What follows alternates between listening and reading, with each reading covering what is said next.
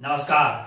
मेरा नाम है सुरेंद्र कुमार और आप सभी का दक्षिणा ई क्लासरूम में बहुत बहुत स्वागत। हम पेपर 1 2013 जेईई एडवांस का ऑलरेडी एनालिसिस देख चुके थे और पेपर 2 के एनालिसिस में आप सभी का एक बार पुनः बहुत बहुत स्वागत है। एनालिसिस में हम लोग ये बात करते हैं कि अगर हमने उस पर्टिकुलर एग्जाम से पहले क्या क्या सॉल्व कर लिया होता तो आप बहुत अच्छा परफॉर्म कर लेते, है ना। क्योंकि 2013 का तो जेईई हो गया, अब उसके बाद तो उसको सॉल्व करना आसान है। लेकिन उससे पहले अगर क्या क्या कॉन्सेप्ट आपके क्लियर होते और क्या क्या चीजें आपने सॉल्व की होती तो वो वाला पेपर आप बहुत अच्छे से फोड़ देते। इसका आसान भाषा में ये मतलब है कि हम उन सारे एनालिसिस को इसलिए देख रहे हैं कि नेक्स्ट ईयर का जो इस साल का जो जेईई एडवांस आएगा उससे पहले हमें क्या प्रीवियस ईयर के एनालिसिस से पता लग जाता है कि किसी पर्टिकुलर पेपर से पहले हमें क्या क्या सॉल्व कर लेना चाहिए ताकि हम उस ईयर के एग्जाम में अच्छा कर लें। क्या क्या कर लें, उस एग्जाम में अच्छा कर लें ताकि जो है हम अपनी मंजिलें, जो हमारी मंजिलें हैं, उनकी आंखों में आंखें डाल के उसको बता सकें कि ये हमारे बस की बात है, ये हमारी औकात से बाहर की बात नहीं है, हमारे औकात की बात है। अच्छा भाई साहब, क्योंकि कोई भी गोल है आपका, कोई भी आपकी मंजिल है, कोई भी आपका टारगेट है, उस तक पहुंचने का रास्ते का एनालिसिस आपको पहले से करना चाहिए। जब आप प्रॉपर प्लानिंग कर देते हैं, जब आपको पता होता है कि अच्छा इस तरह की चीजें पूछी जाती है, तब आप उसके लिए तैयारी बहुत अच्छे से कर पाते हैं। इसमें सबसे ज्यादा इंपॉर्टेंट होते हैं प्रीवियस ईयर के पेपर का अच्छे से एनालिसिस करना और उनको पूरा सॉल्व करना भाई साहब। तो हम यहाँ एनालिसिस की बातें करेंगे, जल्दी जल्दी कॉन्सेप्ट की बात करेंगे, कौन से कॉन्सेप्ट इन्वॉल्व हुए हैं, कितना पार्ट्स कहां से आया है, क्या आपको सॉल्व करना चाहिए, है ना। पूरा डिस्कशन, मतलब एक एक सवाल का यहाँ पे मैं सॉल्यूशन नहीं करूंगा क्योंकि सॉल्यूशन ऑलरेडी आपके पास अवेलेबल है यूट्यूब पे, हमारे ही चैनल यानी दक्षिणा ई क्लासरूम पे पेपर वाइज सॉल्यूशन अवेलेबल है, चैप्टर वाइज सॉल्यूशन अवेलेबल है। अब अगर अपन पेपर 2 की बात करें, पेपर 1 की बात अपन ऑलरेडी कर चुके हैं। पेपर 2 में अगर देखा जाए तो पेपर 2 जो है 180 मार्क्स का टोटल था, 180 मार्क्स का पेपर 2 टोटल था, जिसमें से अपना कितना हो जाएगा, थर्ड करेंगे तो 60 मार्क्स का क्या मिलेगा आपको, फिजिक्स मिलेगा।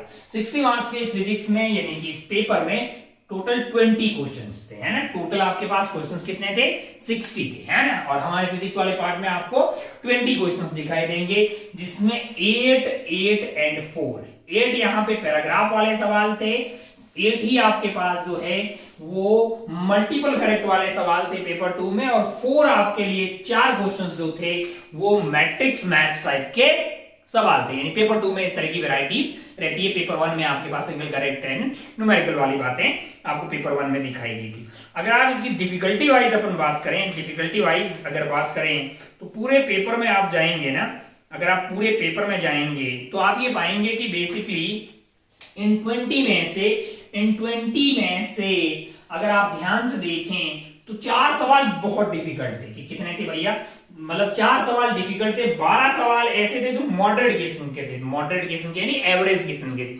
और 4 सवाल बहुत इजी थे। तो अगर आप ध्यान से देखेंगे तो आप ये पाएंगे कि इजी की अगर बात करें अपन, इजी की अगर बात करें तो इजी, बिल्कुल इजी सवाल आपके पास 4 दिखाई देंगे, एवरेज किस्म के आपके पास 12 दिखाई देंगे, यानी कि 16 हो गए। बहुत ज्यादा डिफिकल्ट आपके पास 4 सवाल। भैया ये नहीं करना है, ये आपको नहीं करना है, आप तो ये कर लेते भाई साहब, ये 4 आपके बिल्कुल सही होने चाहिए थे। और अगर आप कैटेगरी वाले लोग हैं और 12 में से आपने मतलब आधे कर लिए, 6 और 4 10, आप सही जगह पहुंच गए, आप सही जगह पहुंच गए भाई साहब, है ना। आप सही जगह पहुंच गए, भले ये 4 सवाल आपने टच भी नहीं किए होते, पढ़े भी नहीं होते। अब आप बोलोगे पढ़े वगैरह हमें कैसे पता लगेगा कि ये डिफिकल्ट है या आसान है। मैंने कहा सवाल आपको पहले पढ़ने हैं, पेपर को पहले देखना होता है। जब भी आपके हाथ में पेपर आए पहले आप एनालिसिस कर लें कि कौन सी चीजें आपको आ रही है, कौन सी नहीं आ रही, ताकि आप राउंड 1 में वही वाली चीजें करें जो आपको बहुत अच्छे से आ रही हो। आपका टारगेट हो कि उसको सिलेक्ट करके अच्छे से सॉल्व कर लें भाई साहब। बचा कुछ टाइम रहता तो आप इनको और ट्राई करते, बाकी आप पहले पढ़ के स्किप करके आगे पहुंच जाते हैं ना।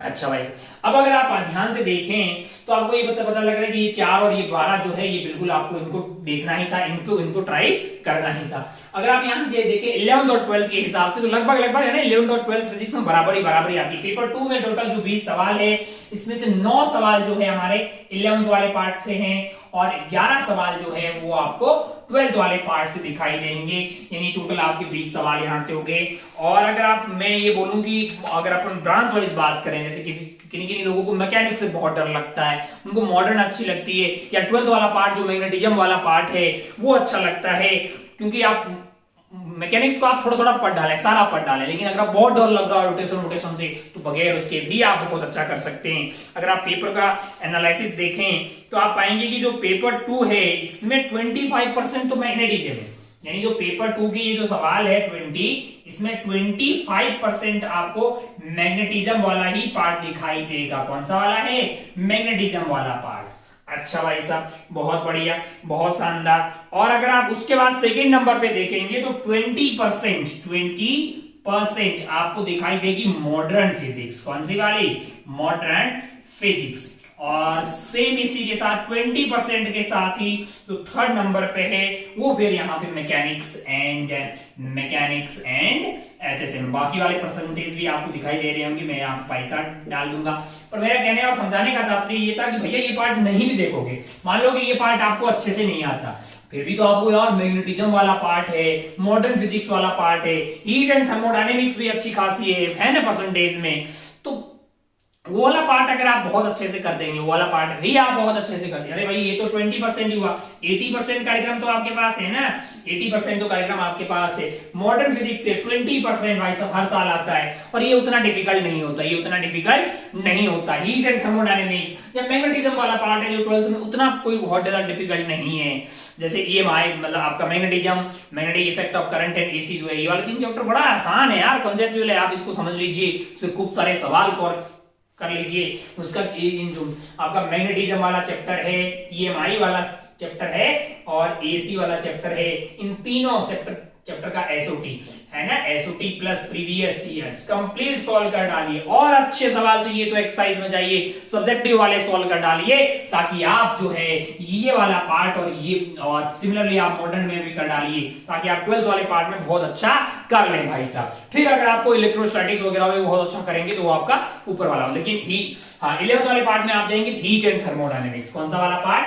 Heat and thermodynamics. अब ये पार्ट जो है अराउंड 10% के आसपास रहते हैं इसमें से सवाल, और वो आपके जो है काफी कुछ मटेरियल उसका जो है केमिस्ट्री से मैच होता हुआ दिखाई देता है। दोनों तरफ से जो ये वाला मॉडर्न वाला पार्ट और हीट एंड थर्मोडायनेमिक्स वाला पार्ट केमिस्ट्री से काफी कुछ जो है कॉमन रहता है, दोनों में ही आपके लिए फायदे का सौदा होगा, है ना। बहुत बढ़िया भाई साहब। इसके बाद जो स्ट्रिंग एंड वेव वाले चैप्टर हैं, 2 ही है, string wave and sound wave है, बड़े ही मतलब जो है इंडिपेंडेंट टाइप के चैप्टर है, यानी कि ये आपने अच्छे से कर लिए तो इनके सवाल भी आप कर सकते हैं। मेरा कहने और समझाने का तात्पर्य है कि आपको अगर बहुत डर लगता है किससे? मैकेनिक्स से, तो ये मत समझिए कि पूरी फिजिक्स मैकेनिक्स ही है ना, उसकी कोई बेसिक फॉर्मूले देख लीजिए, बचा कुचा जो कार्यक्रम है उसको बहुत अच्छे से कर डालिए। आपको अच्छी IIT में अच्छी ब्रांच से जाने से कोई नहीं रख सकता है, बस आपके हौसले थोड़े से बुलंद होने चाहिए, आपके अंदर जुनून होना बहुत ज्यादा जरूरी है ना।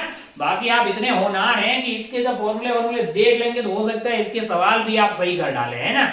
अब ये जरूरी नहीं है कि मैकेनिक्स से आएगा तो कोई बहुत टफ आएगा, है ना, तो आप बिल्कुल कर सकते हैं, इसमें कोई दोहराए वाली बात नहीं थी। तो ये था एक बेसिक ओवरव्यू, आपको समझ में आ गया कि भैया कुल मिला के बात ये है कि अगर अपन हीट एंड थर्मोडायनेमिक्स और मॉडर्न फिजिक्स और मैग्नेटिज्म और स्ट्रिंग वेव, साउंड वेव ये बहुत अच्छे से कर लेंगे। एरर्स एंड एक्सपेरिमेंट का एक सवाल फिक्स है, या पेपर 1 पेपर 2 में कहीं ना कहीं आपको दिखाई देगा, तो वो वाला चैप्टर भी एक ही दिन का चैप्टर है, तो उसको आप उसके जो भी सवाल है बुकलेट के उसको सॉल्व कर डालिए, है ना।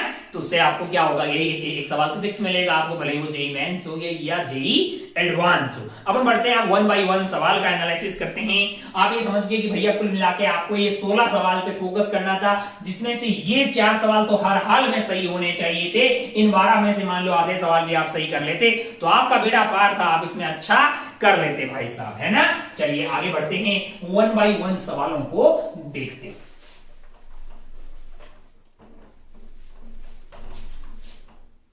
क्लीन हो जाओ ऐसा, एकदम क्रिस्टल क्लियर। हाँ, पहला सवाल मेरे पास कोड कौन सा है? मेरे पास कोड 4 है। कौन सा कोड है? ये एग्जाम हुआ है 2 6/2013 को। और मेरे पास जो पेपर है वो है कोड 4 का। कौन सा कोड है? 04 का। और इसका जो पहला सवाल है, ये सवाल साउंड वेव का है। किसका है? साउंड वेव का। किस पे है? डॉपलर इफेक्ट पे। किस पे? Doppler effect. बहुत इंपॉर्टेंट है Doppler effect. Doppler effect in sound, है ना। बहुत सवाल पूछे जाते हैं जेईई एडवांस या जेईई मेंस में, आप समझ लीजिए बड़ा ही आसान है। मतलब frequency observed is equal to, जब भी there is a relative motion between object and observer, तो आप डॉपलर इफेक्ट की फील लेते हैं। Velocity plus minus velocity of observer upon velocity of sound plus minus plus velocity of source into frequency of source और frequency of source, और ये वाली observe होगी। अब यहाँ वाले केस में ये हो रहा है, आप सवाल पढ़िए, उसकी टेक्निकलिटीज पढ़िए। एक बार जो है हवाएं ऐसे जा रही है, यानी कि आपकी जो हवाएं हैं if the wind blows, observer से लेके सोर्स की तरफ जा रही है, और दूसरी बार सोर्स से लेके ऑब्जर्वर की तरफ आ रही है। कुल मिला के बात ये कि जब आप ग्राउंड के रिस्पेक्ट में वेलोसिटी ऑफ, क्योंकि यहाँ पे आप क्या रखेंगे ग्राउंड के रिस्पेक्ट में, कि क्या है? रफ्तार आपके लिए, है ना।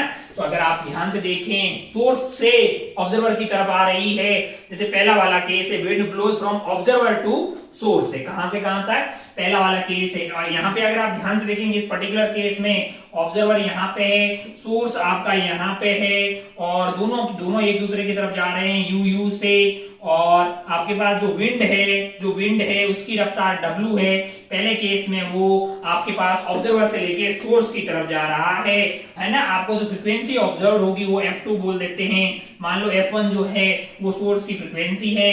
यहाँ पे आपके पास जो वेलोसिटी ऑफ साउंड होने वाली है वो आपने v यहाँ पे विद रेस्पेक्ट टू मीडियम लिया है, लेकिन मीडियम खुद उधर की तरफ जा रहा है। कहां से? ऑब्जर्वर से लेके सोर्स की तरफ। तो ये u से आ रही थी, लेकिन w से उधर जा रही है, तो नेट कैसे हो गई है आपकी? u माइनस w हो जाएगी। u माइनस, अच्छा सोर्स की कितनी v है? क्या सोर्स की रफ्तार क्या है? on the same horizon with the other road with w है, vehicles frequency and the speed of sound is still air is v है। ये आपको क्या दिया हुआ है? still air में, हाँ, यानी कि velocity of sound आपको v दिया हुआ रुके हुए में। तो भैया वो v से ऐसे आती, लेकिन ये w से मीडियम खुद उधर जा रहा है, तो v माइनस w। और आप ध्यान से देखिए, यहाँ पे होती है ऑब्जर्वर की, ऑब्जर्वर आपका क्या आ रहा है? सोर्स के पास में आ रहा है, तो प्लस u लिखेंगे। नीचे आपका v माइनस w, है ना। ये v इफेक्टिव की कितना हो जाएगा? v minus w। और ये भाई साहब जो है, यहाँ पे सोर्स आता है, सोर्स पास में जा रहा है दूर जा रहा है? पास में आ रहा है, फ्रीक्वेंसी बढ़ेगी तो माइनस u लिखेंगे। क्या लिखने वाले हैं अपन? माइनस u लिखेंगे। सिमिलरली दूसरा वाला केस ऐसा है, दूसरा वाला केस कैसा है मैं आपको बता दूं। दूसरे वाले केस में फिर जो है आपके पास जो है विंड इज सोर्स से ऑब्जर्वर की तरफ जा रही है। कहां से आ रही है? सोर्स से लेके ऑब्जर्वर की तरफ। तो यहाँ पे विंड जो है ऐसे हो जाएगी। अगर ऐसा होगी तो v से जा रहा है मीडियम के रेस्पेक्ट में साउंड, और मीडियम खुद w से जा रहा है, तो ग्राउंड के रेस्पेक्ट में क्या हो जाएगा? v plus w। यानी कि दूसरे वाले केस में आपका जो f2 आने वाला है वो आपका आ जाएगा f1 v plus w plus u upon v plus w minus u। अगर आप ध्यान से देखें तो एक चीज यहाँ पे साफ साफ दिखाई दे रही, वो आपको f2 और f1 में कमेंट करने को बोला है। ये वाली क्वांटिटी से ये वाली क्वांटिटी ऊपर वाली बड़ी है, क्योंकि यहाँ पे प्लस u है, सिमिलरली यहाँ पे भी प्लस u है, ये तो दोनों सेम है। तो एक बात साफ दिखाई दे रही, दोनों ही केस में आपका f2 जो है वो f1 से बड़ा आता हुआ दिखाई देगा। तो अगर आप ध्यान से देखें तो आपको A option, wind is blown f2 बड़ा होगा, wind is blown from source to f2, आपके लिए दोनों बातें सही है। दोनों बातें ए एंड बी की हमारे इस ऑप्शन में सही है। आगे जो भी सवाल रहेंगे मैं इसे पूरा सॉल्व नहीं करूंगा, मैं आपको बताऊंगा कि डॉपलर इफेक्ट बहुत इंपॉर्टेंट है। क्या है? डॉपलर इफेक्ट बहुत इंपॉर्टेंट। खूब सारे सवाल आपको डॉपलर इफेक्ट में दिखाई देंगे, तो आप डॉपलर इफेक्ट को बहुत ज्यादा सीरियस यहाँ पे आपको लेना चाहिए जब भी बातें साउंड वेव की आ रही है। दूसरा सवाल जो है वो मैग्नेटिज्म का है, जिसमें आपके पास क्या रखा हुआ है? एक सोलेनॉइड रखा हुआ है और एक कोई कंडक्टर रखा हुआ है उसके अंदर की तरफ। तो कोई बहुत ज्यादा डिफिकल्ट सवाल नहीं है, जस्ट आपको मैग्नेटिक फील्ड के फॉर्मूले पता होते तो आप सेकंड वाला सवाल भी आसानी से टैकल कर पाते। Current infinite long hollow cylinder conductor R है। कुल मिला के बात ये है कि इस तरह का कुछ कार्यक्रम यहाँ पे दिखाई दे रहा होगा। एक सोलेनॉइड है, इसका रेडियस आपको कितना दिया हुआ है? इसका रेडियस आपको 2r दिया हुआ है, इसका रेडियस 2r दिया हुआ है, और यहाँ पे बीच में एक सिलेंडर रखा हुआ है, ठीक है, इसका रेडियस r है। कैसा सिलेंडर है भैया? Hollow cylinder of radius r है, जो कि करंट क्या लेके जा रहा है? और infinitely long hollow cylinder of radius r, this cylinder is placed coaxially inside a infinite अच्छा, जैसे अलोंग इसमें करंट आई चल रहा है, इसमें क्या चल रहा है, करंट आई चल रहा है, और इसमें भी करंट आई चल रहा होगा। फिर आपको कमेंट करना है कि इलेक्ट्रिक मैग्नेटिक फील्ड के बारे में कमेंट करना है कि कहां पे क्या होगा।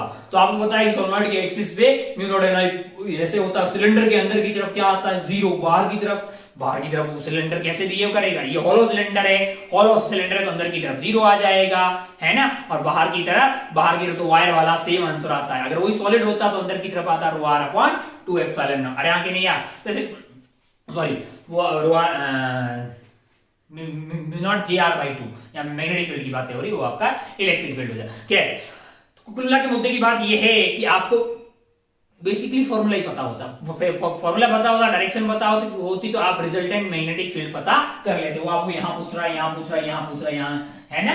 तो कुल मिला के आपको इसी पे कमेंट करना है। तो एक इजी किस्म का सवाल था, बहुत ज्यादा टफ सवाल नहीं बोला जाएगा। ये सेकंड वाला सवाल है। मैग्नेटिज्म के अगर कॉन्सेप्ट आपके फॉर्मूले और जस्ट डायरेक्शन पता होती तो आप रिजल्टेंट आराम से पता कर पाते। थर्ड वाला सवाल के लिए एचएसएम आपको थोड़ा सा मतलब ठीक ठाक किस्म का आता तो आप आराम से कर लेते, क्योंकि यहाँ पे एक पार्टिकल है, यहाँ पे एक पार्टिकल जो रखा हुआ है, यहाँ पे ये यहाँ पे ऐसे रखा हुआ है, इसका मास m है, और सामने एक रिजिड वॉल। ऐसे खूब सवाल आपको कहीं ना कहीं दिखाई देंगे। रिजिड वॉल है, उसे टकराएगा, रिजिड वॉल एम्पलीट्यूड से कहीं पास में रख दी जाएगी, यानी कि ए और माइनस ए के बीच में चल रहा होगा, यहाँ पे कहीं चली जाएगी और टकराएगी, e की वैल्यू 1 होगी तो सेम रफ्तार से वापस आ जाएगा। रुकी हुई स्पेस है, अगर ये v से जा रहा है यहाँ पे तो वापस आएगा e इंटू v से। अगर ये रुका हुआ e की वैल्यू 1 दी होगी तो सेम से आ जाएगा। सवाल ऐसे आते हैं कितना अब टाइम पीरियड क्या हो जाएगा, मैंने कहा ये आगे जाने वाला टाइम बच जाएगा। तो आप फेजर बना लीजिए। ऐसे खूब सारे सवाल आपको देखने को मिलेंगे। मैं इस सवाल को क्या पूरा सॉल्व करूंगा, मैंने कहा बिल्कुल सॉल्व नहीं करूंगा, क्योंकि पूरा सॉल्यूशन आपके पास अवेलेबल है। मैं आपको बताऊंगा कि इस तरह के खूब सवाल आपको देखने को मिलते हैं। कॉन्सेप्ट यहाँ पे क्या इन्वॉल्व होता है, मैंने कहा दो चीजें आप कर सकते हैं कि फेजर डायग्राम बहुत अच्छे से बनाएं और ये पता कर ले कि कितने वाले पार्ट में नहीं जा रहा है, तो इतना टाइम नहीं लगेगा, टाइम पीरियड पता कर सकते हैं। बाकी एनर्जी आपको पता होती है, एनर्जी की बातें होगी तो एनर्जी जो है आपकी kinetic energy plus potential energy की बातें करते हैं इसमें सिंपल हार्मोनिक मोशन में। मैकेनिकल एनर्जी, यहाँ पे काइनेटिक एनर्जी मैक्सिमम होगी, पोटेंशियल एनर्जी मिनिमम होती है ना। और किसी भी टोटल जो मैकेनिकल एनर्जी है वो आपकी कंजर्व रहती है, क्योंकि वो ऐसे ऐसे चल रहा है स्प्रिंग वाला कार्यक्रम। तो उम्मीद है कि आप इस सवाल के सॉल्यूशन वगैरह दे दिएगा, कोई बहुत टफ चीज है नहीं। चलिए आगे बढ़ते हैं फोर्थ वाला सवाल पे। कौन से वाले सवाल पे, फोर्थ वाले सवाल में। जस्ट आपको बता रहा हूँ डिफिकल्टी वाइज और कॉन्सेप्ट वाइज बातें कर रहे हैं, पूरे इसके सॉल्यूशन में अपन यहाँ पे नहीं जा रहे हैं, जस्ट आपको बता रहा हूँ कि क्या कॉन्सेप्ट इन्वॉल्व। फोर्थ वाला जो सवाल है, मतलब जो है ना, दो बॉडीज रखी हुई, एक बॉडी यहाँ पे रखी हुई है, एक बॉडी यहाँ पे रखी हुई है, और यहां से एक पार्टिकल को भगाना है। अरे भगाना है तो उसको इतनी एनर्जी देनी पड़ेगी ना कि वो इंफिनिटी पे पहुंच जाए। जब इंफिनिटी पे पहुंच जाएगा तो काइनेटिक एनर्जी भी जीरो होगी और पोटेंशियल एनर्जी भी जीरो होगी। यहां से भगाना है तो इसकी वेलोसिटी ऐसे निकालते हैं ना, तो यहाँ कहीं आपने, यहाँ पे आपकी initial you I plus K I must be equal to U final plus K final, ये दोनों जीरो हो जाएगा, ये दोनों जीरो हो जाएगा। इसको हाफ एम वी स्क्वायर लिख लो, और ये अपनी पोजीशन के हिसाब से जी m1 m2 पाई आर जी m1 m2 पाई, यहाँ से दो पोटेंशियल एनर्जी आ जाएगी, kinetic energy half M V square, है ना। ये माइनस में, ये प्लस में, उसको उधर लेके जाओ, सॉल्व करके v निकाल दो, सॉल्व करके v निकाल दो। अब एक प्लैनेट से फेंकते थे तो एक के कारण पोटेंशियल एनर्जी आती थी, अब इसके कारण जी m1 m2 पाई, ये वाला r1 मान लीजिए, जी m2 और इसका m divided by minus G m R और डिवाइडेड बाई ये R2, यहाँ से टोटल पोटेंशियल एनर्जी आ जाएगी, और kinetic energy half M V square होगी, इज इक्वल टू 0 कर दीजिए, सॉल्व करके v क्या मिल जाएगा, एस्केप वेलोसिटी मिल जाएगी। इसी तरह से तो हमने निकाली है ना धरती माता, एस्केप वेलोसिटी ऐसे निकालते हैं। अच्छा, तो यहां से आपको एस्केप वेलोसिटी मिल जाएगी, और energy of mass remain constant. जब आप मास की बात करेंगे, जब टोटल अगर बात करेंगे, अब थोड़ा सा कंफ्यूजन वाला पार्ट यहाँ पे कि अकेले m की बातें हो रही है, पूरे सिस्टम की बातें हो रही है, क्योंकि अगर अकेले m की बात करेंगे तो यहाँ पे इसके पास एनर्जी है। वैसे इस तरह के सवालों में अपन पूरे की बातें करते हैं। तो यहाँ पे डी के ऑप्शन के साथ थोड़ा सा संशय यहाँ पे बना था जब ये सवाल पूछा गया था, है ना। वैसे अगर आप इस पूरे सिस्टम की टोटल एनर्जी की बात करेंगे तो कांस्टेंट ही रहेगी, लेकिन अगर इंडिविजुअली इस पार्टिकल की बात करेंगे तो यहाँ पे इसके पास एनर्जी है और यहाँ जाके जीरो हो जाएगी। जब भी ऐसे एनर्जी की बात करते हैं पूरे सिस्टम की बात ही करते हैं, ठीक है।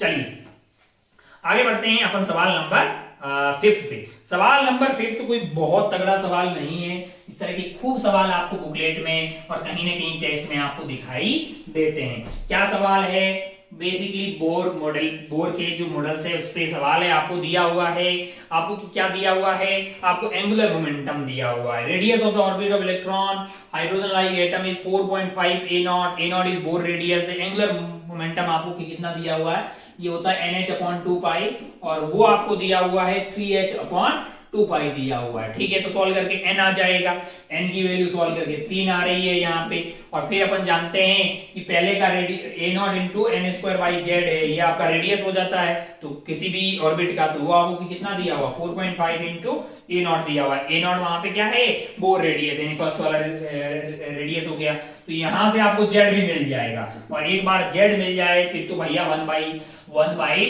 Is equal to r z square 1/n छोटा का स्क्वायर माइनस n बड़ा का स्क्वायर है।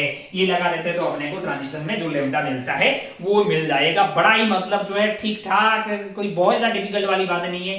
इस तरह के सवाल आपको खूब कहीं ना कहीं बुकलेट में दिखाई देंगे। अगर आपने सॉल्व किए होते तो ये सवाल आराम से आप टैकल कर लेते, है ना। फिफ्थ वाला सवाल। सिक्स्थ वाला सवाल जो है थोड़ा लॉजिकल सवाल है। कैसा सवाल है, लॉजिकल सवाल है, कोई बहुत डिफिकल्ट वाले तरह से नहीं, लेकिन हाँ अच्छे से अगर आपने लगाया हो बुद्धि तो आप आराम से जो है 6 वाले सवाल को कर सकते थे। 6 वाले सवाल में C वर्सेस T का कर्व दिया हुआ, कौन किसका versus, specific heat versus temperature का कर्व दिया हुआ है।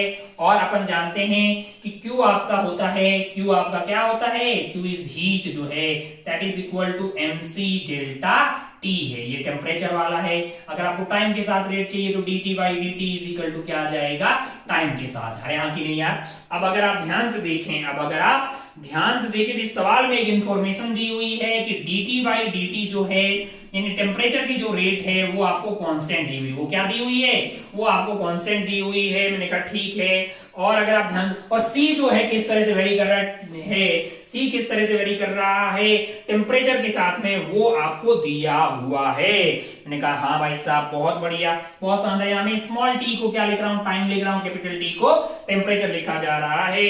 अब आप ध्यान से देखिएगा तो यहाँ पे कुछ बातें की हुई है कि अगर आप ध्यान देखेंगे तो C जो है, C यहाँ ग्राफ को देखिएगा अप टू 400 बढ़ रहा है, अप टू 400 बढ़ रहा है। 400 के बाद में वो कांस्टेंट होता हुआ दिखाई दे रहा है। यहाँ 500 है, यहाँ आपका 100 है, यहाँ आपका 200 है, बीच में यहाँ पे 300 है। तो अगर आप बात करें 400 से लेके 500 के बीच में, 400 से लेके 500 के बीच में आपका C कांस्टेंट हो जाएगा। क्या हो जाएगा, C कांस्टेंट हो जाएगा, या आप हीट बोल दीजिए या Q बोल दीजिए। तो dq बाई या dh by dt is equal to mc dt by dt। तो अगर 400 से लेके 500 के बीच में बात करेंगे, मास कांस्टेंट है, C भी कांस्टेंट हो जाएगा, dt बाई dt। तो ये तो वाला सवाल में ऑलरेडी कांस्टेंट आपको दिया हुआ है। सी वाले में बोल रहे हैं there is no change in rate of heat absorption in the range of 400 से 500। तो सी वाला ऑप्शन तो आपका ऐसे ही सही हो जाएगा, बहुत ही लल्लू पल्लू तरीके से सी ऑप्शन अगर आप पढ़ेंगे तो ये पाएंगे। सिमिलरली अगर आपको पहला सवाल है, पहला ए पढ़ लेते, the rate at which the heat is absorbed in the range 0 to 100 है, वेरीज लीनियरली विद टेम्परेचर। मैंने कहा नहीं, लीनियरली तो नहीं आ रहा है ऐसा कोई कर्व, क्योंकि ये आपका कांस्टेंट है, सी पे डिपेंड कर रहा है, और ये लाइन जो है सी स्ट्रेट लाइन तो नहीं आ रही है, गलत हो गया पहला वाला। Heat absorbed in the increasing temperature 0 to 100 is less than the heat absorbed increasing the temperature 400 से 500। बोल रहा है कि 0 से 100 के बीच में और 400 से 500 के बीच में बात करो। मैंने कहा आपका जो रेट ऑफ हीट है th by dt that is equal to mc dt by dt, है ना। अच्छा भाई साहब, तो ये आपको हीट अगर निकालनी है, रेट ऑफ हीट, तो आप इसको क्या कर देंगे, इंटीग्रेट कर देंगे तो आपको हीट मिल जाएगा। mc dt आपका टेम्परेचर T1 से लेके T2। तो अगर आप पहले अगर आप 0 से लेके 100 के बीच में बात करेंगे, 0 से लेके 100 में बात करेंगे तो ये वाला एरिया आ जाएगा। तो ये आंसर आएगा m इंटू ये वाला एरिया मैंने A1 बोल दिया है कि नहीं यार। 0 से लेके 100 तक सी वेरिएबल इसको अंदर रखना पड़ेगा।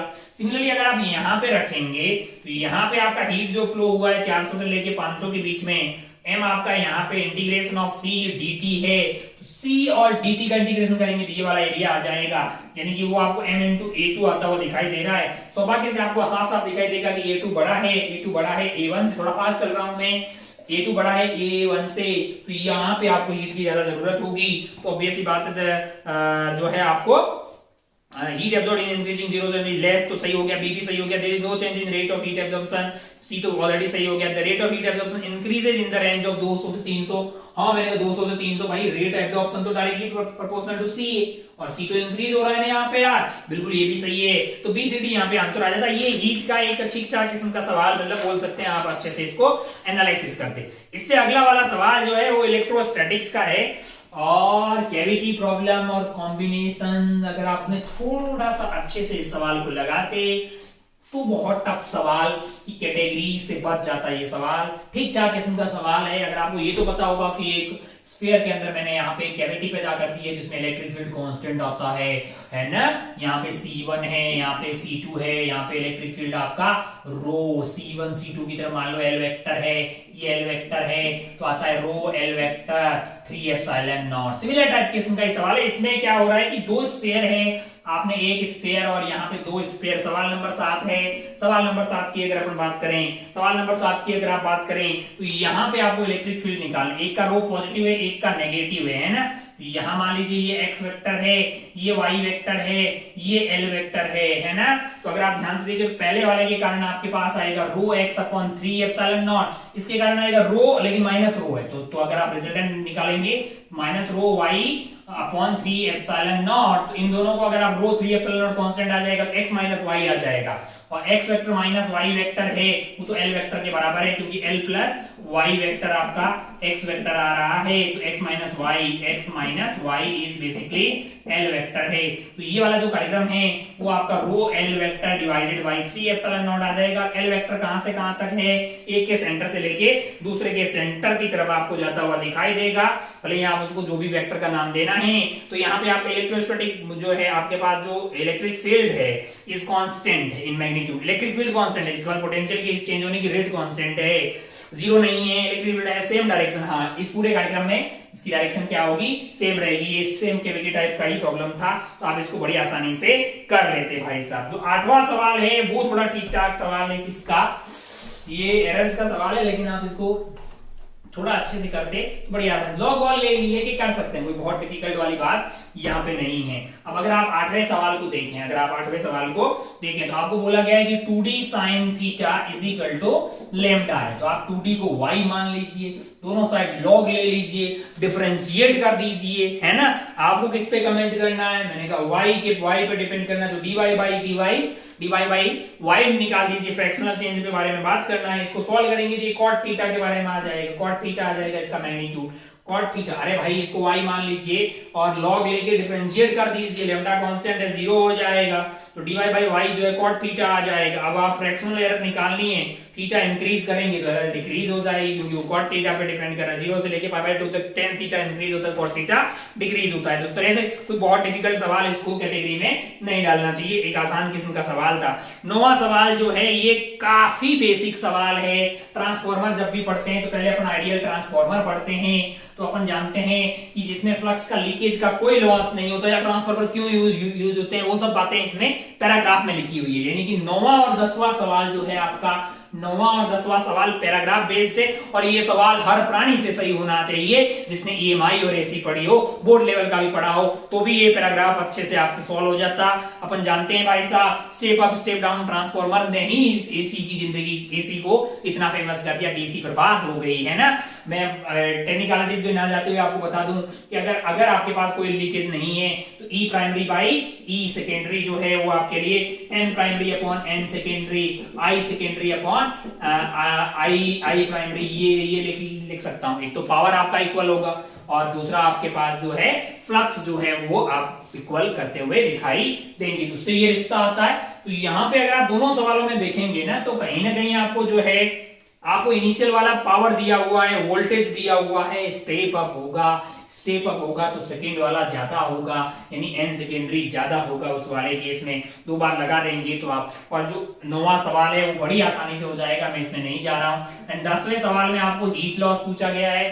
हीट लॉस तब जब आप इसको यूज नहीं करते, इसको step up and step down transformer use नहीं करते, तो आपको जो पावर सप्लाई कर रहे हैं वो 600 वॉट की है, पावर होती है आपके पास V इंटू आई, तो आई निकाल लेंगे पहले, तो पावर डिवाइडेड बाय वोल्टेज कितना है 400 है, इतना 4 1000 है, इतना आपको करंट आता है और आप इसको डायरेक्ट भेजते तो हीट लॉस होती आई स्क्वायर, आपके पास जो है आई स्क्वायर इंटू आर। और अब आप आर कैसे पता करेंगे, जो पावर लॉस की बात कर रहा हूं मैं, हीट लॉस इंटू टाइम करना पड़ेगा, पावर लॉस की बात, आई स्क्वायर इंटू आर आ गया। आर आपको क्या दिया, 0.4 ओम पर किलोमीटर दिया हुआ, और कितने किलोमीटर है भैया, 20 किलोमीटर। तो उसको मल्टीप्लाई कर दीजिए, जो भी आई आ रहा है यहां से रख के इसको 0.4 इंटू 20 कर देंगे। जब आप इसको सॉल्व करते हैं, तो ये वाली वैल्यू जो है आपके पास 180 किलोवाट आ रही है, और सुबह में आप सप्लाई कर रहे थे 600 किलोवाट, तो आपको यहाँ पे 30% का लॉस होता हुआ दिखाई दे रहा है। तो ये सवाल जो है, ये जो सवाल है, मैं कौन सा, ये पैराग्राफ यार इतना आसान था कि अगर आप थोड़ा अच्छे से मतलब जो है ये सब बातें पढ़ते, कौन सी वाली बातें, आप जो है आइडियल ट्रांसफॉर्मर, कहां पे बोर्ड में भी पढ़ाया जाता है, किसने कोई हीट लॉस नहीं होते हैं, अपन जो लॉसेस हैं, एडी करंट लॉसेस या आयरन लॉस या कॉपर लॉस, उन सबको काउंट नहीं करते हैं। जब काउंट नहीं करते हैं तब अपन जो है बहुत आसान से पढ़ते हैं। तो एक मतलब पैराग्राफ में इंफॉर्मेशन दी हुई है कि step up transformer, step down कहां कहां यूज किया गया है, क्या क्या टेक्निकलिटीज यूज की गई। अपन जानते हैं कि स्टेप अप ट्रांसफॉर्मर वोल्टेज को बढ़ाने में यूज किया जाता है ताकि करंट कम हो जाए और ट्रांसफर कर दिया जाए, बीच बीच में लॉस कम हो, और फिर जो कॉलोनी वगैरह में वहां पे एक बार फिर से वहां पे जो है स्टेप अप कर दिया है, यानी स्टेप मतलब जो है वहां पे आपका वोल्टेज कम कर दिया जाता है और करंट बढ़ा दिया जाता है। पहले ट्रांसफॉर्मेशन हम लोग चाहते हैं कि करंट कम हो, है ना, वोल्टेज ज्यादा हो, यानी स्टेप अप कर दिया, फिर आप स्टेप डाउन कर दीजिए, वोल्टेज कम कर दीजिए, करंट बढ़ा दीजिए। कहां पे, कॉलोनी पे या घरों के बाहर लगे हुए ट्रांसफॉर्मर। जो 11 और 12वां सवाल है, सिमिलरली मैं आपको बोलूंगा कि दोनों पैराग्राफ लगातार वाले तो दोनों पैराग्राफ है, 9वां 10वां तो आसान था ही, ये तो 11वां और 12वां सवाल है। 11वां और 12वां सवाल बताते हुए आपको ऐसा लगेगा कि भैया ये आपसे एग्जाम दे रहे होते तो आप फोड़ देते, अगर ये वाला एग्जाम आप दे रहे होते तो फोड़ देते। कुल मिला के यहां से एक पार्टिकल को रिलीज किया गया, सर्कुलर का लल्लू सवाल, circular plus work power energy का कॉम्बिनेशन है, यहां से रिलीज किया गया, फ्रिक्शन वगैरह है, और ये भाई साहब यहां पहुंच रहे हैं, ये वाला एंगल दिया हुआ है, यहां से यहां पहुंचते हुए इसकी रफ्तार मान लो v हो गई है, यहां से यहां तक फ्रिक्शन का वर्क डन दिया हुआ है, बाकी ग्रेविटी का वर्क डन आएगा is equal to change in kinetic energy, final आपके half M V square minus 0, तो वहां से सॉल्व करके v आ जाएगा, और ये भाई साहब सर्कुलर कर रहे हैं, नीचे mg आप थीटा बन के यहां बैठ जाइए, ये mv स्क्वायर बटा r आ जाएगा, ये नॉर्मल हो गया, सब पता कर सकते हो। तो जो 12वां है वो तो सिर्फ सवाल में v पूछ रहा है, तो यहां से यहां तक आपको क्या लगानी थी, वर्क एनर्जी थ्योरम, उससे v आ जाएगा, और फिर यहाँ पे बोल रहा है magnitude of normal reaction on the block है, मैंने कहा mg का ये वाला कंपोनेंट, mg का ये वाला कंपोनेंट, ये एंगल आपका 30 है, ये एंगल आपका 30 था, तो ये वाला एंगल आपका 60 था, ये 60 था, mg को 60 प्लस mv स्क्वायर बटा v, तो आपने वर्क एनर्जी लगा के निकाल लिया है। तो 11वां और 12वां हर प्राणी से हो जाता, जो बच्चा मैकेनिक्स थोड़ी सी पढ़ी होती, वर्क पावर एनर्जी सर्कुलर सबसे आता है, तो ऐसा नहीं कि बहुत टफ सवाल आता है मैकेनिक्स से। अच्छे ये देखो कितना आसान पैराग्राफ था, दोनों सवाल आप बड़ी आसानी से करके कर लेते। मैं बता रहा हूँ कि जो पैराग्राफ के सवाल हैं, कितने सवाल थे टोटल अपने पास, 4 सवाल थे, जिसमें से एक पैराग्राफ को मैं थोड़ा डिफिकल्ट मान सकते हैं, एक पैराग्राफ को, बाकी जो 3 पैराग्राफ, जैसे 13वां और 14वां सवाल है, 13वां और 14वां सवाल बिल्कुल आपने मॉडर्न थोड़ी सी पढ़ी होती, इतना लल्लू किस्म का सवाल है 13वां और 14वां जो सवाल है, इसमें अगर आप पैराग्राफ को पढ़िएगा, पैराग्राफ खुद आपको बता देगा कि क्या हो रहा है, मतलब है ना, और बेसिक आपको आइडिया हो, तो आपको पता है भैया न्यूक्लियर फिजन या फ्यूजन तब होगा जब फायदे का सौदा होगा, फायदा तब होता है जब एनर्जी रिलीज होती है, यानी आप 2 आइटम जुड़ के एक आइटम नया बन रहा है, तो वो तभी बनेगा ना जब नए वाले का मास कम हो, तभी तो delta M C square energy release होगी, है ना, या फिर एक टूट के 2 आइटम में बन रहा है, दोनों आइटम का टोटल मास कम होना चाहिए इससे, ताकि एनर्जी रिलीज हो, और वो जो एनर्जी रिलीज होती है वही भी बेसिकली उनको फॉर्म करने में जरूरी होती है, बाइंडिंग एनर्जी के नाम से बोलते हैं, क्यू वैल्यू के नाम से, है ना, क्यू वैल्यू के नाम से उसको जानते हैं। क्यू वैल्यू कितनी आती है, delta M into delta M को अगर आप एमयू में रखें, delta M C square value अगर डाल दे तो वो 931.5 पे मेगा इलेक्ट्रॉन वोल्ट होती है, यहाँ पे आप एमयू में डाल दें तो आपको क्योंकि मास आपको एमयू में अगर दिया हो, तो अगर आप ध्यान से देखें तो यहाँ पे आपको काइनेटिक एक मतलब पूरा टेबल दिया हुआ है, क्या दिया हुआ है, टेबल दिया हुआ है, तो अगर आप ध्यान से देखें तो एक आइटम रुका हुआ है, वो टूट गया है, लीनियर मोमेंटम कंजर्व रहेगा। जैसे आप 13वां वाला सवाल है, 13वां वाले सवाल में पोलोनियम नाम का आइटम है जो टूट गया है, किसमें टूट गया है, अल्फा और पीबी में। ये कैसे पता लगा भैया, ऊपर वाला जोड़ दो, मास नंबर है ना, पता लग जाएगा आपको। पोलोनियम जो है टूट के अल्फा में गया है, मतलब एक 210 है, 210 माइनस एक अल्फा हो गया 4, तो 206 वाले में जाएगा। 206 वाला आपको कौन सा दिखाई दे रहा, पीबी दिखाई दे रहा, बिल्कुल पीबी आएगा, अल्फा आएगा। एक तो P I equal to P final रहना चाहिए, और पी को अपन अंडर रूट ऑफ 2m के ही लिख सकते हैं, तो 2m k of alpha is equal to 2m m of PB into alpha of KB, alpha of PB है ना। एक तो ये आ जाएगा, दोनों की काइनेटिक एनर्जी के बीच में रिश्ता कहां से, लीनियर मोमेंटम कंजर्वेशन से, उसको अंडर रूट ऑफ 2m के ही लिख लो। सेकंड अपन जानते हैं कि काइनेटिक एनर्जी मान लो एक की k1 है, एक की k2 है, या k अल्फा और k pb है, that must be equal to q value आ जाएगी आपको डेल्टा m into 951 से, यानी कि delta m into c square से। डेल्टा m अगर kg में रखो जूल में आ जाएगी, है ना। अरे डेल्टा m को kg में रख दो, c को मीटर पर सेकंड स्क्वायर, तो यहाँ से जूल में निकल जाएगी। बाकी ये म्यू में रख के आप मेगा इलेक्ट्रॉन वोल्ट ऐसे निकालते हैं, तो यहाँ से आपको जो q वैल्यू आएगी वही आपकी kinetic energy 1 plus kinetic energy q आ गया। तो बेसिकली आपको दो रिश्ते मिल गए काइनेटिक एनर्जी में, तो आप सॉल्व करके काइनेटिक एनर्जी निकाल सकते हैं। काइनेटिक एनर्जी आपको बोला है, रेस्ट में था पहले पार्टिकल। अच्छा भाई, सब बहुत बढ़िया। सिमिलरली आपका 14 वाला सवाल तो पैराग्राफ से ही हो जाएगा। 14 वाला सवाल है कि दो टूट रहे हैं, एक नया बन रहा है, या एक टूट के दो के जुड़ के एक नया बन रहा है, वो तो चेक करो ना भाई, जो प्रोडक्ट है और जो आपका रिएक्टेंट है, यानी राइट एंड लेफ्ट में दोनों का मास का कंपैरिजन कर लो। फायदे का सौदा हो रहा है, मतलब मास कम हो रहा है तो वो फिजिबल होगा, मास कम हो रहा है तो वो फिजिबल होगा। जस्ट आपको मास चेक करना है। जैसे अगर आप ध्यान से देखें, nucleus of lithium can emit alpha particle, nucleus of lithium can emit alpha particle है। तो अगर आप ध्यान से देखें, तो अगर आप लिथियम तो वो अल्फा पार्टिकल निकालेगा और एक ड्यूटेरियम निकालेगा, उनका मास जो है वो आपका लिए ज्यादा आ रहा है, तो फर्स्ट वाला रॉन्ग हो जाएगा। इस तरह से आप चेक करेंगे तो सी वाला जो है yes, deuterium plus alpha particle can undergo complete fusion. मैंने कहा हाँ, अगर इन दोनों को जोड़ेंगे तो लिथियम वाला आइटम बन जाएगा, और लिथियम वाले का मास है 0. अगर आप mass of alpha plus mass of 2 hydrogen 1 को ऐड करेंगे, यानी कि इससे अगर आपका लिथियम बन रहा है, लिथियम आपका कितना हो गया है 6 3 है ना, 2 + 1 3 और 4 + 2 6 हो गया है, तो ये लिथियम बन जाएगा। तो इसका मास आप अगर आप टोटल करेंगे, यानी मास आपको दिया हुआ है, ये आ रहा है 6.015, और इन दोनों का मास का सम करेंगे तो ये आपको आता हुआ दिखाई दे रहा है 6.016। तो भैया इससे ये बड़ा है, तो इनसे ये बनना पॉसिबल है, deuteron and alpha particle can undergo complete fusion. मैंने कहा हाँ, ये मिलके ये बना देंगे, जो कि पॉसिबल है। फायदे का सौदा है। यहाँ पे थोड़ा फास्ट चल रहे हैं अपन। हाँ, 15 और 16 सवाल वाला पैराग्राफ थोड़ा ठीक था। कैसा था? थोड़ा ठीक था, बिल्कुल। मैं इसको बोलूंगा कि भैया ये अच्छे कैटेगरी का सवाल था। लेकिन हाँ, एक बात ध्यान रखना, एंगुलर मोमेंटम और लीनियर मोमेंटम का जो रेशियो होता है ना, ये Q/2m आता है, और ये जेई का फेवरेट है। क्या है? जेई का काफी फेवरेट है। कौन से वाले सवालों में मैं बात कर रहा हूं? 15 और 16 वाले सवाल में आप ध्यान रखना कि भैया angular momentum divided by linear momentum, यानी कि m अपॉन जो है m अपॉन, आप इसको जो भी लिख दीजिए, एंगुलर मोमेंटम, सॉरी क्या लिखा, magnetic moment divided by angular momentum है, यानी कि ये आपका हो गया है m/l का ये रेशियो। गामा यहाँ पे सवाल में बोला है, लेकिन ये Q/2m अपने बहुत सारे सवालों में सॉल्व किया होगा। तो ये वाले वैल्यू काफी इंपॉर्टेंट आपके लिए आती है, ये आपको ध्यान होना चाहिए। तो यहाँ इस वाले सवाल में अगर आपको बोले मैग्नेटिक मोमेंट कभी कभी निकालना होता है, तो आप क्या करते हैं, Q/2m से एंगुलर मोमेंटम को मल्टीप्लाई कर देते हैं ना। मतलब खूब ये सवाल आप करे ये होंगे। तो अगर आप ध्यान से देखें तो यहाँ पे वो गामा मान लेते हैं, कुछ कांस्टेंट मान लिया मैंने, इंटू एल आ गया।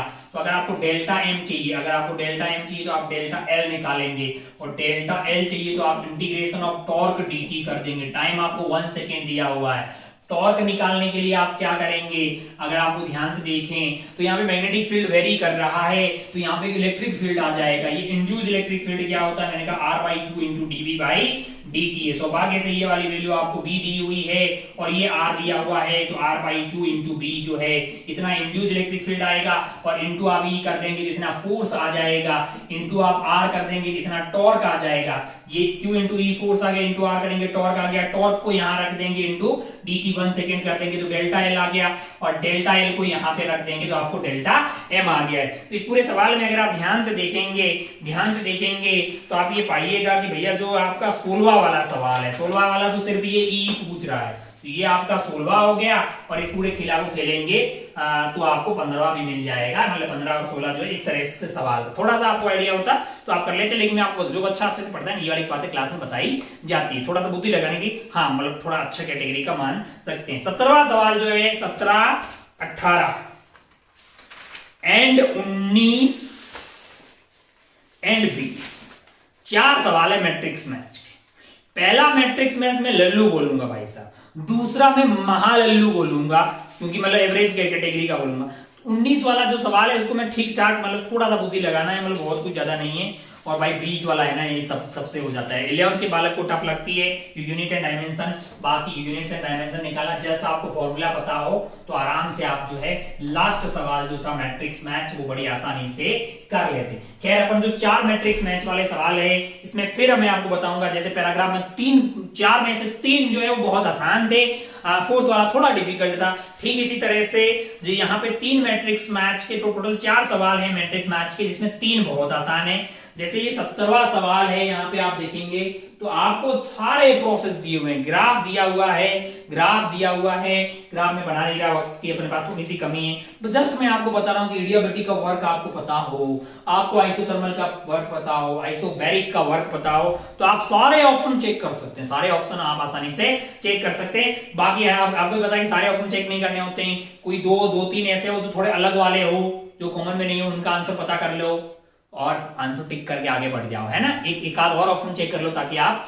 थोड़ा और ज्यादा सेटिस्फाई हो जाए। 17 वाले सवाल में ये हीट एंड थर्मोडायनेमिक्स का सवाल था, थर्मो का सवाल था, बेसिकली थर्मोडायनेमिक्स का सवाल था, और बड़ी आसानी से आप इसको पूरा करेक्ट करके आगे बढ़ सकते। जस्ट फॉर्मूले लगे, आइसोबैरिक का वर्क डन, आइसोथर्मल का वर्क डन है ना, NRT ln v2 by v2 है, या p into delta v isobaric का वर्क डन निकाल दिया, या p1 v1 माइनस v2 अपन गामा -1 जस्ट लगाना है आपको, और सारे प्रोसेस आपको क्लियरली सवाल में दिए हुए हैं, ये वाले पॉइंट से लेके यहां तक। मैं इसको बहुत आसान किस्म का सवाल बोलूंगा। 17 वाला को सिमिलरली आप 18 वाले सवाल में जाते हैं, ये मॉडर्न फिजिक्स का है, तो आप देखेंगे कि heat and thermodynamics, modern, magnetism, ये मिलके पेपर को अच्छा बना देते हैं, मतलब इतना बना देते हैं कि तू अगर उतना अच्छे से कर ले तो फिर मतलब जो है आपको बहुत अच्छी जगह जाने से कोई नहीं रोक सकता है। सिमिलरली अगर आप 18 वाले सवाल को देखेंगे तो ये मॉडर्न का सवाल है, जस्ट आपको जो इक्वेशन दी हुई है ऊपर और नीचे बैलेंस करनी थी, यानी कि आपका पहला ऑप्शन में जस्ट आपको बता रहा हूं, ऑक्सीजन 15 और 8 जो है ये टूट रहा है, नाइट्रोजन 15 और 7 में, मैंने कहा भैया 15 खेला खत्म हो गया है, माना कि यहाँ पे कोई आइटम ए है, ये 0 होगा और ये 1 होगा, क्योंकि 7 + 1 8 हो गया है, तो इसका मतलब ये कौन होना चाहिए, ऐसा तो ई होता है, ऐसा कौन होता है, ई होता है भाई साहब, जिसमें ये 0, इसको पॉजिट्रॉन बोलते हैं, ये सॉरी इसको बोलते हैं बीटा डीके में ऐसा एमिशन होता है, ये आपका बीटा डीके हो गया। सिमिलरली अगर आप सेकंड ऑप्शन में जाइएगा तो वहां पे यूरेनियम 238 है और 92 वाला वो ब्रेक कर रहा है, थोरियम में 234 एंड 90 में बचा कुछ आप देख लीजिए, मान लो कि मैंने आइटम को बी मान लिया है तो ये 2 आ गया है और ये 4 आ गया, मैंने कहा भाई सर ये तो कोई भी बता देगा, इसका मतलब ये हीलियम है ना यार, ये आपका हीलियम है, 2 and 4 है, और ये आपका क्या हो रहा है, अल्फा डीके हो रहा है। सिमिलरली थर्ड में अगर आप देखेंगे तो 185 है, 83 है, ये बीआई जो है वो पीबी में टूट रहा है, 114 में और आपको टूट रहा है, सही से लिखा है ना सवाल, कितना ले 185 184 है ना, ये 184 होगा पीबी, और ये टूट रहा है 82 में, तो इसका मतलब क्या है, यहाँ पे कोई आइटम सी है जिसका ये 1 है और ये वाला 1 है, ये वाला 1 and 1 है, तो हाइड्रोजन हो गया भैया, बात ही खत्म, यहाँ पे हाइड्रोजन लिख दीजिए, है कि नहीं यार। अच्छा ऐसा बहुत बढ़िया, हाइड्रोजन लिखेंगे तो ये आपका प्रोटॉन मतलब जो है आपका कार्यक्रम हो गया, प्रोटॉन जो है बन गया है। और सिमिलरली अगर आप फोर्थ वाले ऑप्शन में जाएंगे तो आपका 239 वाला किसमें कन्वर्ट हो रहा है 140 में। हाँ तो ये तो भाई साहब जो है 239 पे कौन है, पीयू है, 94 है, ये टूट रहा है एलए में, ये 57 है, ये 140 है। तो अब आप बैलेंस कर लो, 239 माइनस 140 करेंगे तो ये आपके लिए 90 आ रहा है, ये आपके लिए 37 आ रहा है। दोबारा जोड़ के देख लीजिए तो यहाँ पे कोई आइटम होगा और ये आइटम जो भी होगा भाई साहब, लेकिन यहाँ पे हुआ क्या है, एक आइटम टूटा है किसमें, दो आइटम में, यानी कि एक फ्यूजन रिएक्शन का एग्जाम्पल है। फ्यूजन मतलब एक बड़ा आइटम दो छोटे आइटम में टूटा है। तो आप फोर्थ वाले में फ्यूजन को मैच करवाते तो आप बड़ी आसानी से इसको सही करके आगे बढ़ सकते थे। कुल मिला के बात ये है कि जस्ट आपको इक्वेशन को बैलेंस करना था। इक्वेशन को बैलेंस करते तो कौन सा अननोन आइटम है वो आपके सामने आ जाता। थोड़ा सा फास्ट बोल रहा है मास्टर, बगैर सांस लिए। 19 वाले सवाल में जस्ट आपको देखना है, कंपेयर करना है एंगल इनिशियल फाइनल, मतलब जहां जहां नॉर्मल के साथ एंगल्स बढ़ रहे हैं। अगर आप एक मीडियम से दूसरे मीडियम में जा रहे हैं, यहाँ पे मान लीजिए नॉर्मल के साथ एंगल I1 है और ये वाला I2 है। अगर I1 बड़ा है I2 से तो इसका मतलब क्या है कि μ1 कम है, I1 जो है I1 बड़ा है तो इसका मतलब ये रेयर मीडियम है और ये वाला डेंसर मीडियम है। सिमिलरली आप देखेंगे तो ऑप्शन PQ तो बड़ा आसान है। आर में अगर आप जाएंगे तो आप पाएंगे यहाँ पे TIR की कंडीशन के बारे में भी आपको पता मतलब कमेंट करना बड़ा आसान होगा, क्योंकि रे ऐसे आ रही है और ये वाला आपका μ1 है या μ2। अगर TIR नहीं हो रहा, ये बाहर जा रही है, इसका मतलब TIR नहीं हो रहा और ये एंगल आपका 45 आ जाएगा। क्यों? क्योंकि ये 90 है, ये 45, ये 45, ये 45 है। तो यहाँ पे इसका मतलब जो थीटा सी है, साइन थीटा सी, यानी कि क्रिटिकल एंगल जो है इसका मतलब 45 से बड़ा होना चाहिए। और ये आपका क्या होता है, mu rarer upon mu denser है, म्यू2।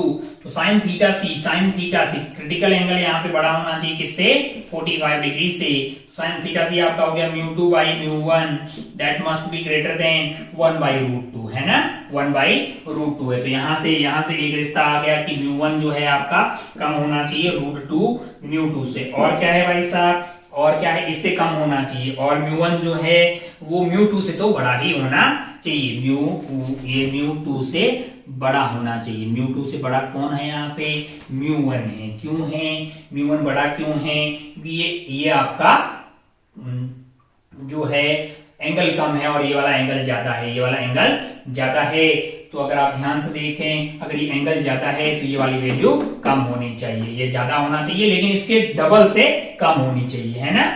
अरे भाई जब एंगल ज्यादा है तो ये वाला ऑलरेडी कम हो गया, बड़ा कौन हुआ, μ1 हो गया, है ना।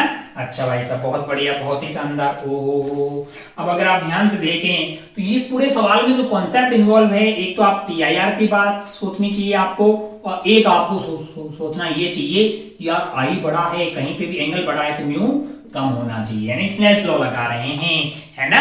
मतलब जो है अगर नॉर्मल से दूर जा रही है तो वहां पे क्या हो रहा है, रेयर मीडियम हो रहा है, और नॉर्मल के पास आ रही है तो कैसा मीडियम है, डेंसर मीडियम है। तो ये वाला सवाल था आपके लिए सवाल नंबर 19। आगे बढ़ते हैं सवाल नंबर 20 पे। लास्ट एंड फाइनल सवाल जो है वो है इसका अपना यूनिट एंड डायमेंशन का। ये सवाल बिल्कुल मैं आपको बताने वाला नहीं हूं, ये वाला सवाल मैं बिल्कुल आपको बताने वाला नहीं हूं, क्योंकि बहुत आसान है, बिल्कुल बहुत आसान है। इसको अगर आप चाहें, सबको पता है कि बोल्ट्जमैन कांस्टेंट का फॉर्मूला कहां लगेगा, E = 3/2 kT पढ़ते हैं ना अपन बोल्ट्जमैन कांस्टेंट, या फिर R/NA, मतलब बहुत तरीके से आप निकाल सकते हैं। तो यहाँ पे जो सवाल है 20 वाला, इसमें आपको बोल्ट्जमैन कांस्टेंट के कोएफिशिएंट ऑफ विस्कोसिटी ईटा, अरे भैया force of viscous = eta A dV/dz, यहां से आ जाएगा। फोर्स का डायमेंशन पता है, एरिया पता है, वेलोसिटी, लेंथ पता है। थर्ड वाला है प्लांक कांस्टेंट H, बिल्कुल आप पता कर सकते हैं। थर्ड वाले में क्या है, H है, E = hν वाला फॉर्मूला लगा दीजिए, इसका पता है। फ्रीक्वेंसी पता है, 1 टाइम पीरियड होता है। और लास्ट वाला है S वाला आपके लिए थर्मल कंडक्टिविटी। कौन सी, थर्मल कंडक्टिविटी। तो dH/dt = kT/dt, मतलब फॉर्मूला लगा दीजिएगा तो आपको थर्मल कंडक्टिविटी भी पता लग जाएगी, dH/dt = kT/dx, है ना। तो फॉर्मूला लगा दीजिए, सब में आपको क्या मिल जाएगा, आपको मिल जाएगा सबकी डायमेंशन। अरे भाई जो आपको आइटम चाहिए, जैसे आपको ईटा का चाहिए तो आप क्या करेंगे, eta is equal to F V और ए और डीवी बाई डी जेड की डायमेंशन से डिवाइड कर दीजिए। फोर्स की डायमेंशन डिवाइडेड बाई ये इनकी डायमेंशन से डिवाइड कर दीजिए, ईटा की डायमेंशन मिल जाएगी। ये 11वीं में नया नया एडमिशन लेते हैं ना बालक लोग, उनको थोड़ा टफ लगता है, बाकी आप इन सब फॉर्मूलों से वाकिफ होते हैं तो उस फॉर्मूले को लगाइए। ये लल्लू सवाल था, मैट्रिक्स मैथ सबका सही होना चाहिए था हर हाल में। तो अगर अपन रिवर्स में जाके बात करें, तो 4 मैट्रिक्स में से 3 मैट्रिक्स मैच बड़े आसान किस्म के थे। 4 पैराग्राफ में से 3 पैराग्राफ जो है वो चार अपने पास मैट्रिक्स मैच थे और पैराग्राफ अपने पास कितना था, पैराग्राफ में टोटल सवाल 8 थे, हर एक में 2 सवाल है। तो ये 4 पैराग्राफ थे, इसमें 2 सवाल की बात करें यानी कि 2 सवाल, यानी कि 8 में से 6 सवाल जो है बहुत ही आसान थे, 2 सवाल डिफिकल्ट थे थोड़ा सा। और उससे पहले जो मल्टीपल चॉइस वाले सवाल हैं इसमें थोड़ी सी आपको बुद्धि लगानी पड़ती है क्योंकि एक से ज्यादा करेक्ट आंसर होते हैं। तो अगर उनकी बात करें तो अपने पास टोटल जो सवाल थे मल्टीपल चॉइस के वो थे अपने पास 4 सवाल थे। कितने सवाल थे भैया, 5, 6, 7 और 8 सवाल थे। कितने सवाल थे, 8 थे। लेकिन इसमें 2-3 सवाल तो बड़े ही आसान किस्म के, जैसे अपन पहला वाला सवाल देखते हैं, डॉपलर इफेक्ट का हर एक कोई किया रहता है ना। या आप अगर आप ध्यान से देखें तो ये मैग्नेटिक फील्ड वाला है, मैग्नेटिक फील्ड की डायरेक्शन और मैग्नीट्यूड तो अपन पता होता है, रिजल्टेंट पता करना है। हाँ, थोड़ा एचएसएम वाला टफर साइड में बोल सकते हैं। फिर आपको इसके वेलोसिटी निकालनी है, इस तरह के खूब सवाल आप करते हैं, है ना। मॉडर्न का एक अच्छा सवाल, मतलब बहुत ही आसान सवाल जिसको बोलेंगे। लेकिन हाँ, हीट एंड थर्मोडायनामिक्स वाला थोड़ा आपको बुद्धि लगानी थी। लेकिन अगर पार्शियल मार्किंग हो भाई साहब, पार्शियल मार्किंग हो तो आप एक दो ऑप्शन जो आपके सही आ रहे हैं उसको टिक करें और आगे बढ़ लें। रिस्क बिल्कुल भी नहीं लेना है क्योंकि उस केस में आपको जो नंबर पॉजिटिव आने वाला था वो भी माइनस में गिफ्ट हो जाएगा। पार्शियल मार्किंग आजकल होती है तो बड़ी आसानी से, मतलब जो मल्टीपल करेक्ट वालों को भी बहुत ही धैर्य के साथ में सॉल्व करना चाहिए। जो आंसर आपको सॉल्व करके आ रहा है वही फिल करना है, बिल्कुल भी रिस्क नहीं लेनी है क्योंकि आपको कुछ ना कुछ नंबर मिलेंगे, इसीलिए पार्शियल मार्किंग इंट्रोड्यूस की गई ताकि बच्चा बिल्कुल तुक्केबाजी ना करें। तो इन सब बातों से आपको ये समझ में आ गया कि भैया अगर आपको किसी पर्टिकुलर सेक्शन से बहुत डर लगता है, जैसे आपको लगता है ऑप्टिक्स बड़ी खराब है, आपसे बिल्कुल नहीं होती, आप बगैर उसके सारे सवाल कर लो यार। कहां इतना, मतलब ऑप्टिक्स कहीं दिखाई दिया क्या, नहीं ना, दिखाई देगा भी तो 20% मैक्सिमम, है ना। बिल्कुल, बाकी 80% से आप फोड़ फाड़ सकते हैं, इसमें कोई दोहराई वाली बात नहीं है। आपको बहुत जो आसान लगने वाले चैप्टर्स की अगर अपने एक बार दोबारा रिपीट टेलीकास्ट में बता रहा हूं, heat and thermodynamics complete, modern physics complete, magnetism यानी magnetic effect of current, EMI and AC, फिर बताया आपका string and wave and sound wave, errors and experiment, इतना कर लीजिए। इलेक्ट्रोस्टैटिक्स वाला पार्ट उसके बाद में अगर आपका मूड बने तो, और फिर उसका मूड बने तो आप बातें कर सकते हैं मैकेनिक्स की एंड ऑप्टिक्स की, मतलब आप कर सकते हैं। आपका इंटरेस्ट, अगर आपको ऑप्टिक्स ऑलरेडी बहुत अच्छी लग रही तो आप उसको पहले भी कर सकते हैं क्योंकि यूजुअली आपके लिए modern physics, heat and thermodynamics, string wave, sound wave, इन सब का एसओटी, रैंक बूस्टर, जो भी होमवर्क आपको दिया जा रहा सब उसको सॉल्व कर डालिए। बिल्कुल आपका पेपर जो है मोर देन 50% आराम से हो जाएगा और उतने में आप ढंग की आईआईटी में, ढंग की ब्रांच में पहुंच जाएंगे। बाकी अपने आप को मोटिवेटेड रखिएगा और अपना और अपनों का खूब ख्याल रखिएगा। अपन चलते हैं भाई साहब, दोबारा मिलते हैं अगले वाले एनालिसिस में। जय हिंद, जय भारत, टेक केयर, बाय।